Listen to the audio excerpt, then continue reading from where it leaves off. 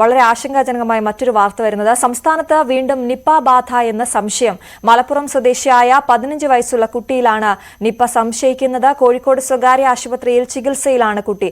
പരിശോധനാ ഫലം നാളെ വന്നേക്കും എന്നാണ് അറിയുന്നത്. എന്തായാലും സ്ഥിരീകരിച്ചിട്ടില്ല, ഔദ്യോഗികമായി ഇത് സ്ഥിരീകരിച്ചിട്ടില്ലാത്ത വാർത്തയാണ്. കാരണം സ്ഥിരീകരിക്കണമെങ്കിൽ പൂനെ വൈറോളജി ഇൻസ്റ്റിറ്റ്യൂട്ടിൽ നിന്നുള്ള ഫലം പോസിറ്റീവായി വരണം, എങ്കിൽ മാത്രമേ അത് നിപ്പയാണ് എന്ന് സ്ഥിരീകരിക്കാൻ സാധിക്കുകയുള്ളൂ. എങ്കിലും നിപ്പയെ സംശയിക്കുകയാണ്.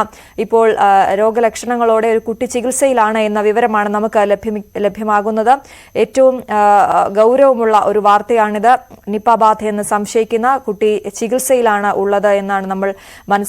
എന്ത് തന്നെയായാലും ആരോഗ്യവകുപ്പ് പ്രോട്ടോകോൾ പാലിക്കാനുള്ള നിർദ്ദേശമടക്കം നൽകി എന്നാണ് നമുക്ക് ലഭ്യമാകുന്ന വിവരങ്ങൾ. നിപ്പ ബാധ സംശയിക്കുന്ന ആ സ്ഥലത്ത് ജാഗ്രത പാലിക്കാൻ ആരോഗ്യമന്ത്രി വീണ ജോർജ് നിർദ്ദേശം നൽകിയിട്ടുണ്ട് എന്നാണ് നമുക്ക് മനസ്സിലാകുന്നത്.